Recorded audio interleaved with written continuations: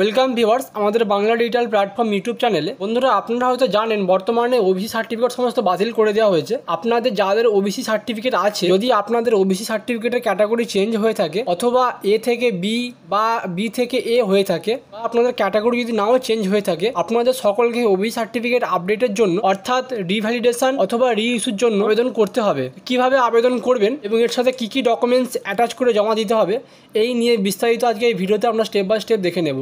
বন্ধুরা, আপনারা যদি চ্যানেলটি নতুন হয়ে থাকেন, পরবর্তী ভিডিও নোটিফিকেশন সবার আগে পেতে চ্যানেলটি সাবস্ক্রাইব করে পাশের বেল আইকনটি অল করে দেবেন। এছাড়া যদি ভিডিওটি আপনাদের ভালো লেগে থাকে একে লাইক করে দেবেন। তো সর্বপ্রথম আপনারা আপনাদের গুগল বা ক্রোম ব্রাউজারে যে কোনো একটি সার্চ বারে চলে আসবেন এবং সার্চ বারে এসে লিখবেন কাস্ট সার্টিফিকেট wb.gov.in অথবা আপনারা লিখতে পারেন ওবিসি বলে। ওবিসি বলে লিখে সার্চ দেওয়ার পর পেজটি কিছুক্ষণ লোড নেবে। এরপর আপনাদের সামনে যে প্রথম যে ফার্স্ট লিঙ্কটি আসবে কাস্ট সার্টিফিকেট, এই লিঙ্কটিতে আপনারা ক্লিক করবেন। এই লিঙ্কটিতে ক্লিক করার পর আপনাদের সামনে একটি পপ আপ মেসেজ শো হবে। এই মেসেজটি আপনারা ক্রস করে কেটে দিবেন। এরপর আপনারা নিচে স্ক্রল ডাউন করবেন। নিচে স্ক্রল ডাউন করার পর ওবিসি বলে একটি লেখা আছে, এই ওবিসি ঘরটাতে আপনারা ক্লিক করবেন। এখানে যে অ্যাপ্লাই ফর ওবিসি লেখা আছে, অ্যাপ্লাই ফর ওবিসি অপশানটিতে আপনারা ক্লিক করবেন। এরপর পেজটি কিছুক্ষণ লোড নেওয়ার পর আপনাদের সামনে ওবিসির ফুল অনলাইন ফর্মটি খুলে যাবে। এটা আমরা কীভাবে ফিল আপ করতে হবে স্টেপ বাই স্টেপ দেখে নেব। প্রথমে বলেছে do you have any digitalize caste certificate, আপনার কি কোনো ডিজিটাল সার্টিফিকেট আছে? তো এই অপশানটা আপনারা ইয়েস করে দেবেন। ইয়েস করে দেওয়ার পর এখানে সার্টিফিকেট নাম্বার অর্থাৎ আপনার যে ডিজিটাল সার্টিফিকেটটি বর্তমানে ছিল সেই সার্টিফিকেট নাম্বারটি আপনি এখানে বসিয়ে দেবেন। এরপর আপনারা এখানে সেই ডিজিটাল কাস্ট সার্টিফিকেট নাম্বারটি এখানে বসিয়ে দেবেন। সেই নাম্বারটি বসিয়ে দেওয়ার পর নিচে যে অপশানটি আছে ডেট অফ ইস্যু, আপনার ডেট অফ ইস্যুর জায়গায় সার্টিফিকেটটি আপনার কবে ইস্যু করা হয়েছে অর্থাৎ আপনার সার্টিফিকেটের উপরে যে ডেটটি লেখা আছে সেই ডেটটি এখানে লিখে দিবেন। এরপর ডেট অফ ইস্যুটি লিখে দেওয়ার পর নিচে যে ভেরিফাই অপশানটি লেখা আছে ভেরিফাই অপশানে আপনারা ক্লিক করবেন। পেজটি কিছুক্ষণ লোড নেওয়ার পর এরপর আপনাদের সামনে সার্টিফিকেটের ফুল ডিটেলসটি আপনাদের সামনে শো হবে। প্রথমে আপনারা application number two state West Bengal select করা থাকবে, এরপর ডিস্ট্রিক্ট অটোমেটিক সিলেক্ট করা থাকবে, এরপর সাব ডিভিশন থাকবে অটোমেটিক, এরপর ব্লক অর্থাৎ আপনার ব্লকটি এখানে আপনাকে সিলেক্ট করে নিতে হবে। ব্লকটি সিলেক্ট করে নেওয়ার পর নিচে আছে জিপি ওয়ার্ড অর্থাৎ গ্রাম পঞ্চায়েত অর্থাৎ আপনার গ্রাম পঞ্চায়েতের নামটি এখানে লিখে নিতে হবে। অথবা আপনি যদি পৌরসভা থেকে বিলং করেন তো আপনার ওয়ার্ড নাম্বারটি এখানে লিখে নিতে হবে। আমরা এখানে আমাদের জিপি অর্থাৎ গ্রাম পঞ্চায়েতের নামটি লিখে নিলাম।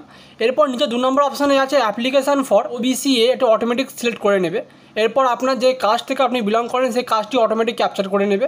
এরপর নিচে আছে নাম, ফাদার্স নেম, এটা অটোমেটিক নিয়ে নেবে। এরপর আছে মোবাইল নাম্বার, এটা অপশনাল, আপনি দিতেও পারেন নাও পারেন। এরপর 7 নম্বর অপশানে আছে ডকুমেন্টস রিকোয়ার্ড অ্যাট লাস্ট 1 অর্থাৎ এপিক নাম্বার, আধার নাম্বার, তিনটির মধ্যে আপনারা যে কোনো একটি ডকুমেন্টসের নাম্বার এখানে দিতে পারেন। তো আমি এখানে যদি আমার এপিক নাম্বার বা আধার নাম্বারটা দিয়ে দিই, খাদ্যসাথী নাম্বার দেওয়া লাগবে না, অর্থাৎ আপনি এখানের মধ্যে যে কোনো একটি নাম্বার দিয়ে দিবেন। এখানে আপনার এপিক নাম্বার অর্থাৎ ভোটার নাম্বার, এখানে আধার নাম্বার দিয়ে দিবেন। বলছে খাদ্যসাথীর নাম্বার অর্থাৎ আপনার রেশন কার্ডটা কোন ক্যাটাগরির সেটি এখানে সিলেক্ট করতে হবে।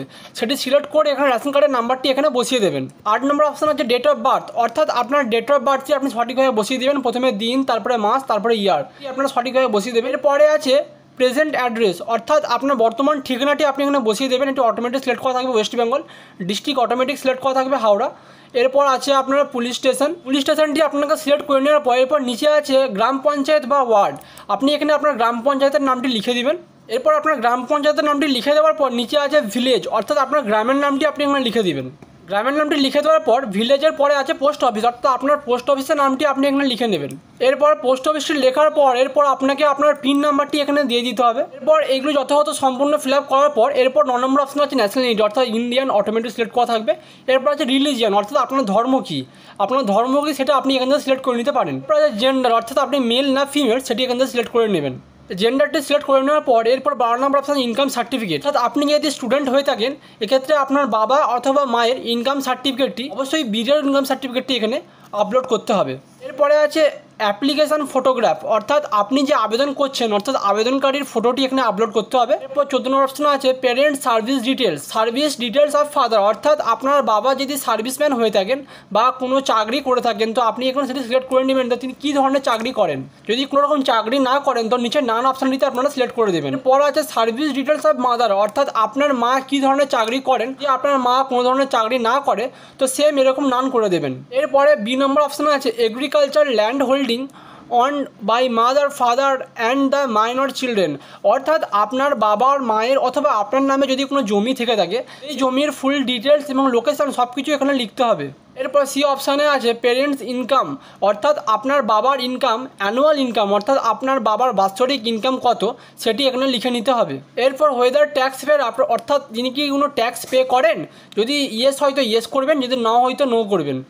এরপর weather cover is wealth tax act, এটি যদি ইয়েস হয়তো ইয়েস করবেন অথবা নো হয়তো নো করবেন। এরপর আছে ইনকাম ওয়েলথ অফ মাদার, অর্থাৎ আপনার মা যদি কোনো সার্ভিস ওম্যান হয়ে থাকেন মায়ের বাৎসরিক ইনকাম সেটি এখানে লিখে নেবেন। এরপর আছে আপনার মায়ের ক্ষেত্রেও আছে তিনি কি কোনো ট্যাক্স পে করেন, যদি ইয়েস হয়তো ইয়েস করবেন, যদি নো হয়তো নো করবেন।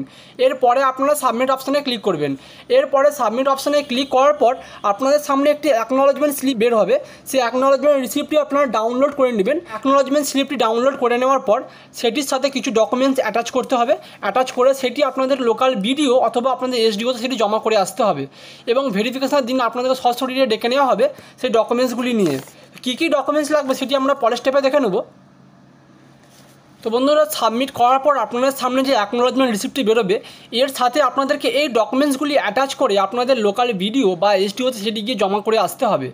কী কী ডকুমেন্টস বলেছে আমরা দেখে নেব। প্রথম বলেছে online fill up application form, অর্থাৎ যেটি আপনাকে ফিল আপ করে দেখালাম সেই অ্যাকনোলেজমেন্ট রিসিপ্টটি যেটি বেরোবে সেটি আপনাদেরকে নিতে হবে। নম্বর অপশানে বলেছে অরিজিনাল ওবিসি সার্টিফিকেট, অর্থাৎ আপনার যেই ডিজিটাল সার্টিফিকেটটি ছিল সেই সার্টিফিকেটটি আপনাকে অরিজিনাল নিয়ে নিতে হবে। এবং 3 নম্বর অপশানে বলা হয়েছে বাবা ও মায়ের আয়ের শংসাপত্র ইস্যু বাই বিডিও এসডিও, অর্থাৎ আপনার বাবা অথবা মা যে কোনো একজনের ইনকাম সার্টিফিকেট সেটি অবশ্যই বিডিও থেকে ইস্যু করা হতে হবে। যে কোনো একজন ইনকাম সার্টিফিকেট নিয়ে নেবেন। যদি গৃহবধূ অথবা কোনো আয় না থাকে তাহলে পঞ্চায়েত প্রধান কাউন্সিলর থেকে শংসাপত্র নিতে হবে। 4 নম্বর অপশানে বলা হয়েছে online residential certificate issue by BDO, অর্থাৎ আপনার বাসিন্দা সার্টিফিকেট সেটি অবশ্যই বিডিও অথবা এসডিও থেকে ইস্যু করা হতে হবে। এবং 5 নম্বর অপশানে বলা হয়েছে এমপি অ্যাডমিট কার্ড, অর্থাৎ আপনার মাধ্যমিকের অ্যাডমিট কার্ড অথবা আপনার স্কুল সার্টিফিকেট যে কোনো একটি আপনার এর সঙ্গে অ্যাটাচ করতে পারেন। এরপর 2 নম্বর অপশানে বলা হয়েছে আধার কার্ড, অর্থাৎ আপনার আধার কার্ডের বোথ সাইডই আপনি এখানে জেরক্স করে অ্যাটাচ করবেন। এবং 3 নম্বর অপশানে বলা হয়েছে ভোটার কার্ড, অর্থাৎ আপনার ভোটার কার্ডের বোথ সাইডই এখানে জেরক্স করে অ্যাটাচ করবেন। এরপর 6 নম্বর অপশানে বলা হয়েছে আপনার বাবা অথবা মায়ের আধার কার্ড ও ভোটার কার্ডের জেরক্স জমা করবেন। 7 নম্বর অপশানে বলা হয়েছে রিভ্যালিডেশন রিইস্যু কেন করাবেন তার প্রমাণপত্র, অর্থাৎ আপনি যদি কোনো কম্পারেটিভ পরীক্ষায় বসা স্টুডেন্ট হন, অর্থাৎ আপনার সামনে যদি কোনো কম্পারেটিভ পরীক্ষা থাকে সেই পরীক্ষার নোটিফিকেশানটি বা যেখানে ওবিসি ছাড় বা ওবিসির কথা কিছু বলা হয়েছে পাতাটি আপনারা প্রিন্ট আউট করে এর সাথে জমা দিলে আপনাদের সার্টিফিকেটটি দ্রুত ইস্যু করা হবে।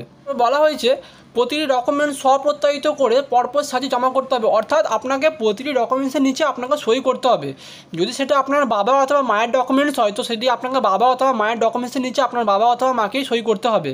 এরপরে বলা হয়েছে আপনার প্রতিটি আসল ডকুমেন্টস ভেরিফিকেশন দপ্তরে নিয়ে আসতে হবে, অর্থাৎ এখানে বলা হয়েছে আপনাকে যেদিন ডাকা হবে দপ্তরে সেদিন আপনি সমস্ত অরিজিনাল ডকুমেন্ট ও আপনার এই অনলাইন কপিটি সহ আপনাকে দপ্তরে সরাসরি হাজির হতে হবে, আপনার সেখানে ভেরিফিকেশন করা হবে। তো বন্ধুরা, এই ছিল ওবিসি সম্পূর্ণ ফর্ম ফিল আপ রিলেটেড ভিডিওটি।